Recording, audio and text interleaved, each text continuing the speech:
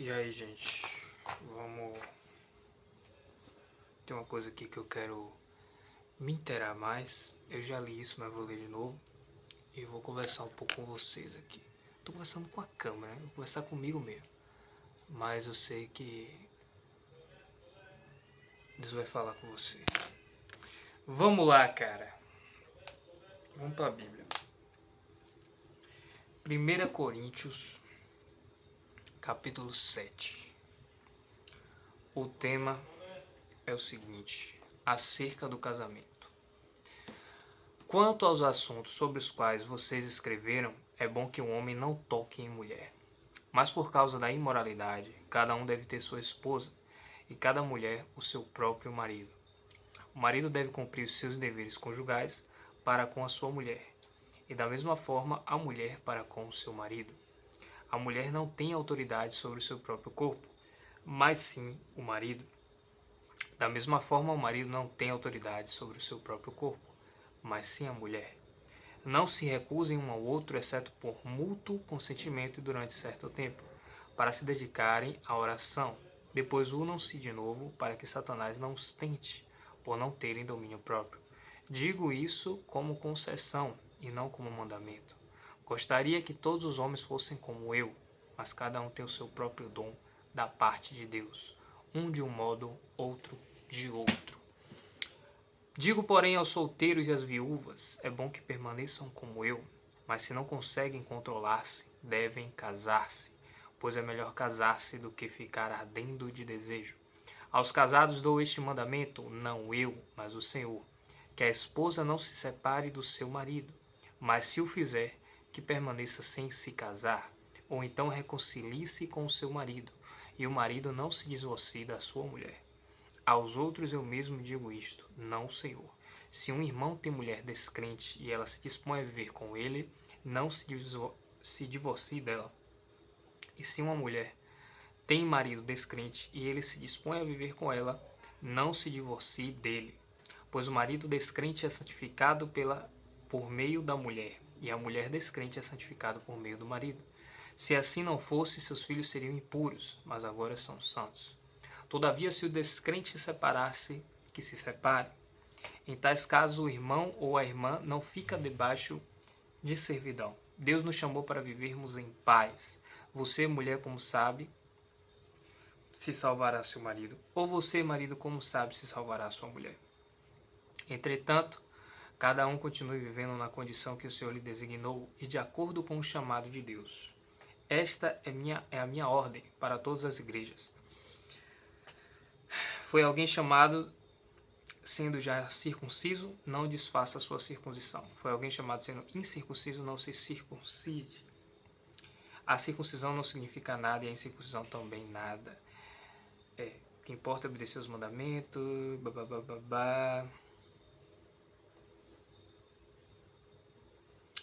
Vocês foram comprados por alto preço, não se tornem escravos de homens. Irmãos, cada um deve permanecer diante de Deus na condição em que foi chamado.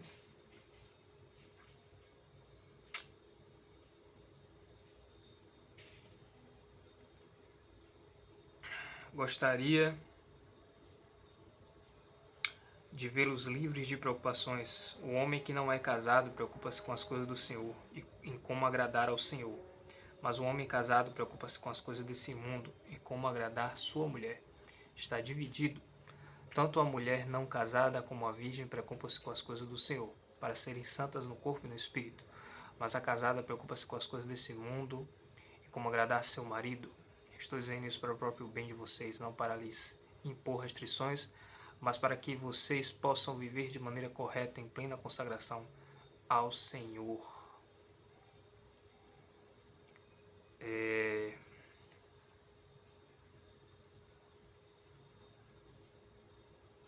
Velho, esse texto é muito profundo. Eu aconselho a todos vocês lerem 1 Coríntios capítulo 7 inteiro. Eu pulei algumas partes, porque não ia entrar no que eu quero conversar. Mas é interessante que vocês leiam esse capítulo, meditem nesse capítulo, peçam orientação a Deus para que ele venha te guiar em relação a isso. Mas, cara, isso é Isso é muito forte, muito tremendo, sabe? Quando Deus ele nos aconselha, nos recomenda certas coisas, não é porque ele é um pai carrasco, não é porque ele é ruim, não é porque ele é autoritário, muito pelo contrário, Deus é amor, né? Deus é paz, né? Ele é o seu criador, ele te ama mais do que você mesmo, ele te ama mais do que os seus pais terrenos. É um amor incondicional. Então a palavra de Deus é o cuidado, é o manual que o Senhor tem com a sua vida. Tudo que está escrito aqui, como recomendação, como guia, é de fato perfeito que você obedeça. E todas as vezes que você desobedecer esse livro, você vai quebrar a cara, você vai quebrar a cara bonito. Bonito! Entendeu? E depois vai culpar Deus, dizer que Deus não fez nada. Mas vamos lá. Velho, em relação a relacionamentos, a Bíblia é muito clara. Você vai ter passagens em que Deus fala: lembra-te do teu Criador na tua mocidade. Foge das paixões da tua mocidade. Guarda, né, o teu coração. Busca o Senhor a todo tempo. Então, assim, se guarde para o casamento. E como Paulo fala, não é todo mundo, não é uma obrigação casar. Eu já vi algumas denominações levarem para esse lado, que você tem que casar, que você tem que ter filho. Não, não é uma obrigação. Você está vendo Paulo falando aqui. Que se os homens ou mulheres conseguem ser como ele, que seja. Né? Porque o casamento, ele é uma bênção, mas vem vários obstáculos junto. Então tem pessoas que não estão preparadas, sabe? Tem pessoas que eu acho que realmente não nasceram para isso, cara, né? Ou já, né, fizeram parte de vários relacionamentos e já tá com a cabeça bugada, entendeu? Então eu acho que eu creio sim que Deus te perdoa, que você vai ser salvo, né? Independente do seu passado. Mas eu acredito que tem coisas que não é mais para você, entendeu? Até por uma vocação. A gente vê a história de Jeremias. Jeremias ele se apaixonou por uma mulher, ele queria casar. E Deus recolheu essa mulher. Porque não era um propósito de Deus na vida de Jeremias. Alexandre, como é que eu vou saber isso? Ah, meu irmão, aí você tem que ter intimidade com Deus. Cada um tem um propósito, cada um tem um chamado. Mas o que eu quero dizer aqui, velho, é que siga a palavra, velho. Sabe? Não namore. Se for namorar, tenha um namoro santo. Só comece a namorar quando você de fato for um homem e ou quando você de fato for uma mulher. Quando você já tiver com sua cabecinha prontinha. Quando você tiver uma vida financeira legal. Ah, Alexandre, nos dias de hoje isso é muito difícil, não sei o que. É, pai. Mas não vai de qualquer jeito não, que você vai tomar porrada. Escute o que eu tô falando. Eu tenho 34 anos. Eu não sou menino. Posso ter até uma cara jovem, mas eu não sou menino. Então, assim, não vá de peito aberto, não vá de qualquer jeito, que você vai se quebrar. E isso pode balançar a sua fé. Isso pode balançar a sua ligação com o Pai. Muito. Muita gente se desvia por causa de relacionamento. Muita gente se mata o outro. A gente vê vários casos aí de divórcio, de assassinato, de feminicídio, velho, de traição. Irmão, isso não tá no gibi, cara. Os vários casos que tem, tanto fora da igreja quanto dentro. Ano retrasado a gente viu um caso aí, né? Aqui na Bahia. Do cara lá que mandou matar a mulher dele. Né? Tinha uma filha os dois. Então assim, cuidado, velho. Toma cuidado, tenha cautela. Uma pastora que eu gosto muito de ouvir e ver os ensinamentos dela é a pastora Sara Shiva. Ela é especialista nessa área de relacionamento, nessa área conjugal. É uma pessoa que vale muito a pena você ouvir, sabe? Você sentar para aprender. E ela fala, quando Deus fala para você se guardar, cara, pro casamento, né? Para você só ter relação sexual depois do casamento com aquela pessoa, não é porque porque sim, existe a santidade, existe a pureza e tudo mais. Mas eu vou tentar te explicar aqui. Essa conversa é muito densa e tem gente que não vai entender de forma alguma. Eu demorei muito para entender isso aqui. E tive que aprender na prática, infelizmente. Não queria. O sexo, ele é um pacto tridimensional. Ele é uma ligação carnal de sangue. Por isso que a própria palavra fala que quando você se casa com a sua esposa, vocês vão ser uma carne só. Vocês são um só. Isso não é teórico, isso é prático, isso é físico, né? Então, assim, pacto de sangue, pacto de espírito e pacto de alma. É tridimensional. Não é somente um ato físico, como muitos acreditam que seja. É uma ligação muito forte entre duas pessoas, entre duas almas, certo? Então, assim, quando Deus fala para que você venha ter relação sexual com a sua esposa, que já vai ser esposa após o casamento, é porque vocês vão se unir mesmo. Uma ligação divina com o Pai, uma aliança, onde dificilmente será quebrado, sabe?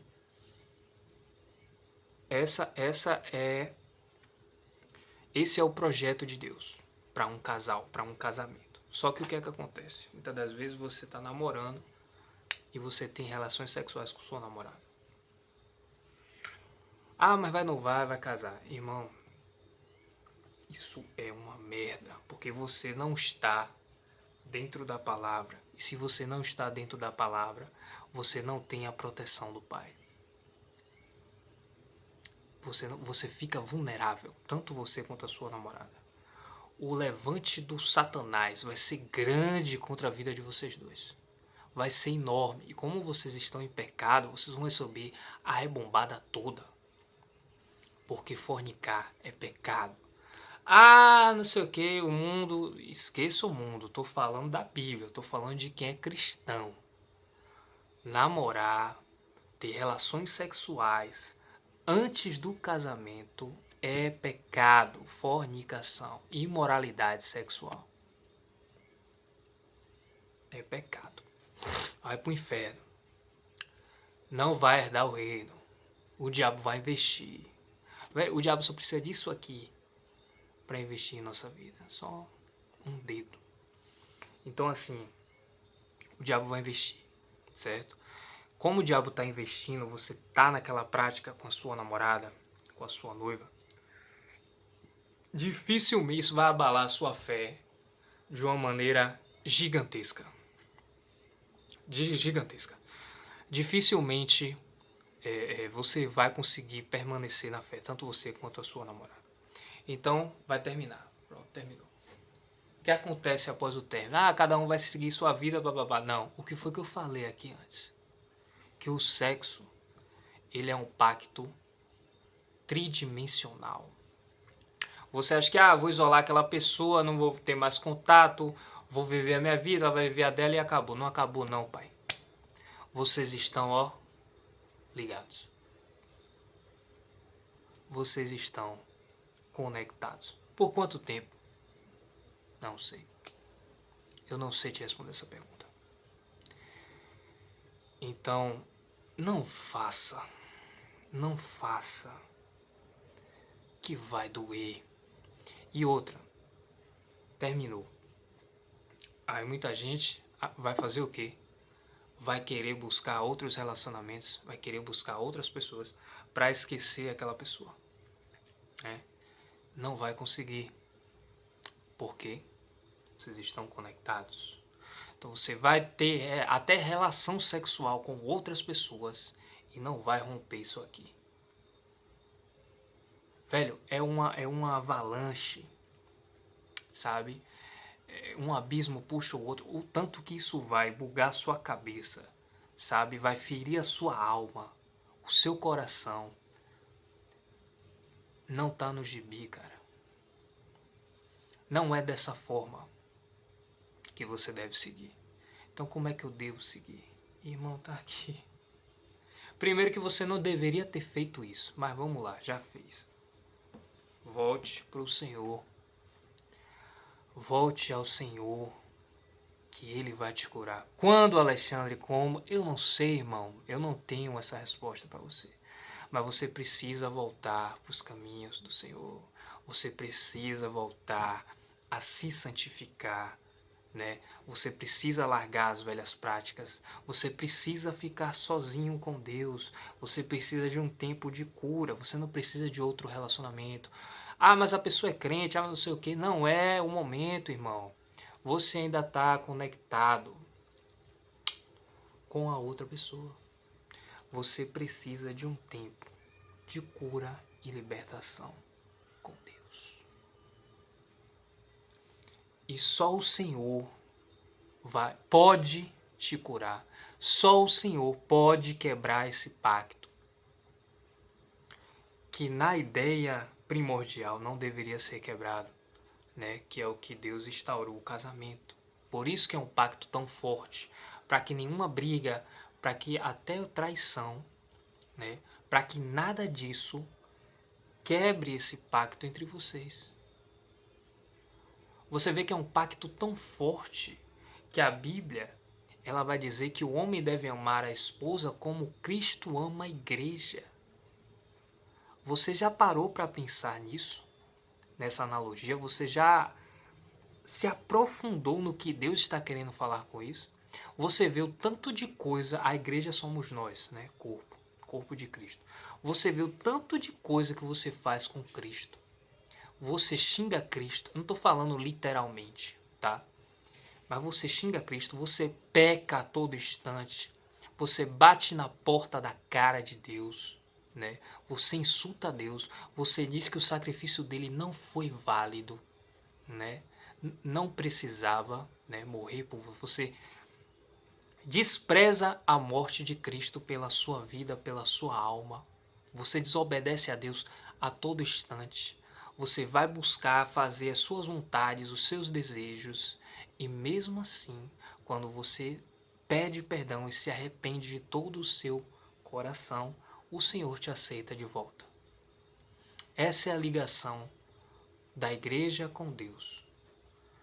Agora venha para o casamento. Que Deus quer que você ame a sua esposa como Cristo te ama. Então tudo que essa mulher fizer com você, você precisa perdoá-la. Difícil, né? Aliança. Então, meu querido jovem, pelo amor de Deus, se guarde. Faça isso primeiramente por Deus, porque é o primeiro mandamento que você deve amá-lo acima de tudo. E depois por você, cara. Ah, porque na minha escola, na minha faculdade, não sei quem namora, não sei quem faz isso. Não vai por não sei quem. Você não é não sei quem, irmão. Muitos vão para o inferno. Muitos estão perdidos. Essa é a verdade. Não é a maioria que vai ser salva. Se você foi chamado, pelo amor de Deus, agradeça. É um privilégio seguir o Senhor. É um privilégio seguir o Evangelho, por mais difícil e doloroso que seja. Deus achou alguma coisa em você e te escolheu. E você vai desprezar esse chamado. Você é burro ou imbecil. É difícil, né? Tem uma frase, eu não lembro agora de quem é, de algum pregador, que ele disse que é duro servir ao Senhor, mas é impossível deixá-lo. Depois que você conhece a Cristo, depois que você é tocado pelo Senhor, nada, meu irmão, escute a voz da experiência. Eu já fiz muita merda e ainda faço. Escute a voz da experiência. Nada nesse mundo, ninguém, nenhuma experiência, né, vai valer a pena sem Cristo. O toque do Senhor na sua vida, a graça de Deus, o amor de Deus pela sua alma, cara, é incalculável, é imensurável.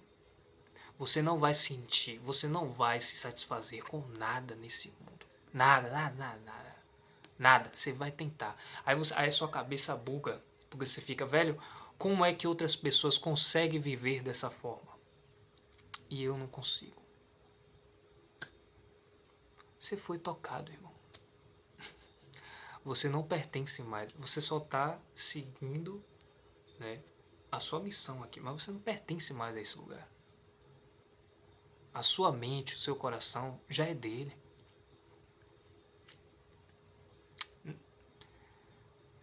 Você não tem outra escolha, sabe? A não ser seguir os propósitos de Deus. Então, se guarde. Se guarde. E se caso você tenha pecado, caso você tenha fornicado, existe cura para você, sabe? Mas você precisa se firmar com Deus. Você precisa resgatar a intimidade que você já teve um dia. Você precisa ter um relacionamento com o Pai, para que Ele te cure, para que Ele te liberte, para que você volte, né, ao formato que você deve ter. Então volte à casa do oleiro e deixe Ele te moldar conforme a vontade dele.